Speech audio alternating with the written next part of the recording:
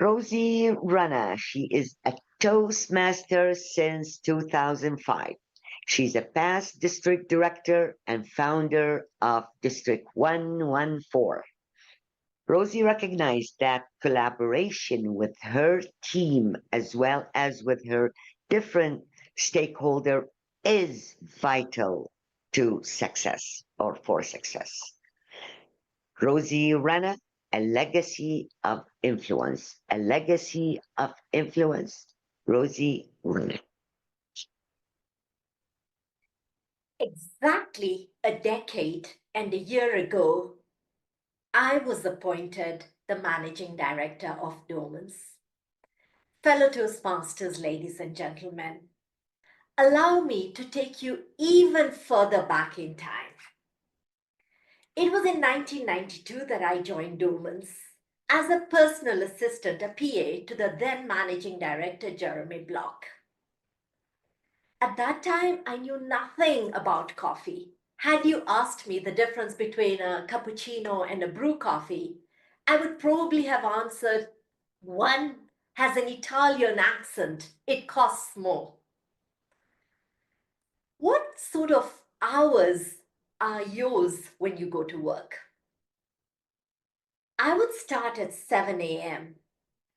My boss, as I was carrying out administrative tasks, would collaboratively work with the internal teams to make different coffee bulks, taste them, and look at how we could get value from the different bulks. He would then draw me into again collaborative sessions on strategy and problem solving. These were intense, and by 5 p.m., I would be completely exhausted. But not him.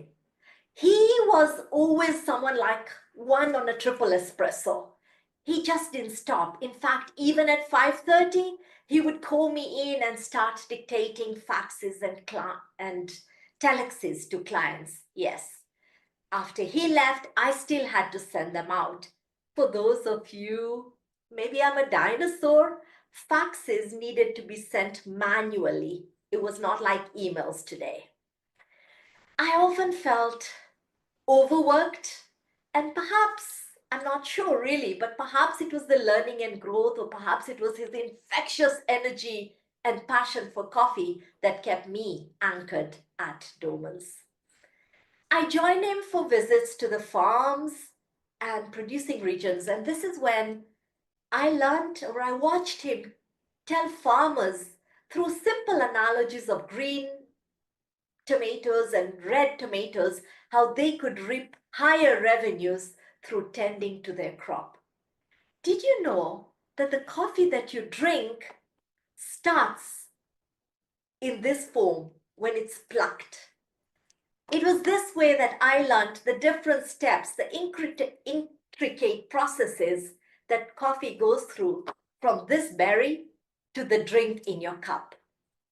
As I walked by his side, we visited neighboring Uganda, Tanzania, where we set up offices. And this is how I learned beyond information on coffee, management and leadership.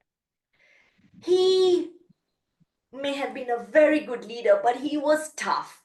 He pushed me hard. And perhaps this is where I learned resilience. I learned to be persistent. In 2005, when I joined Toastmasters, I got a beautiful, patient soul as a mentor.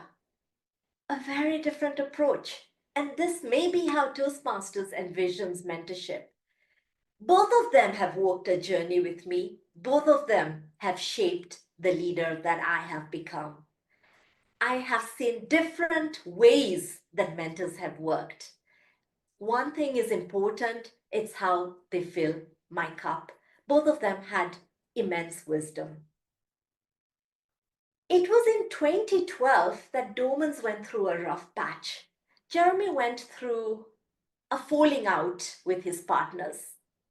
If you have ever been through a situation of conflict, you can know how draining, how consuming it is. Well, he did triumph, found new partners, new financiers. But Parts of the company suffered, and radical changes were necessary in our roasting division. This is when Jeremy did something that I never expected. He asked me to manage, to be the managing director of Doman's Coffee, the roasting company. Me? Was he really talking to me? Yes, he was. And when a mentor begins to believe in you, you begin to believe in yourself. This journey of mine has taught me three powerful lessons about mentorship. The first is the fact that a mentor helps you have a higher sense of self awareness. What are your blind spots?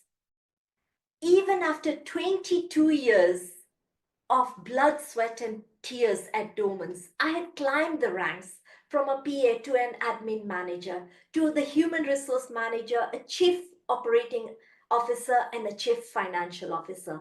But I did not think I could be a managing director. Why? Because even the statistics show that more than 70% of managing directors are men. My perception was you had to be male, of course, powerful, sophisticated, commanding. Do you make comparisons? If you do, beware. Comparisons rob you of joy. There's still opportunities that could be yours. He saw potential in me, and that is the second lesson. Mentors unlock potential. He may have been hard, but it brought me resilience. He propelled my career. He may have been impatient, but he fueled the wind beneath my wings. He was, yes, tough, but never indifferent. He may have been a real pusher, but he cared deeply for my growth. He saw potential in me that I did not see in myself. Third, mentors pour into your cup. My mentors, both of them, have been men of immense skills and wisdom. Fellow Toastmasters, when you're looking for a mentor, don't you look for someone who has more, who has what you want? Well, if you are a mentor, it is important that you can pour. You fill your cup before you can pour into others' cups. Today, when my mentees look up to me for guidance, I know it is very important to keep sharpening my skills because you can only pour when you have. So, fellow Toastmasters, in the last decade, I have grown the company. I have introduced innovations and I have delivered record results. My greatest cheerleader has been my hero, my mentor. Also today, still my trusted advisor and a lifetime friend. So I invite you, choose to be mentored, it will shape your destiny. Choose to mentor because you could live a legacy. Back to you, Madam Toastmaster. Thank you, Rosie. Mentorship is one of leadership's peak strength. We use it as a main principle in our club. Thank you.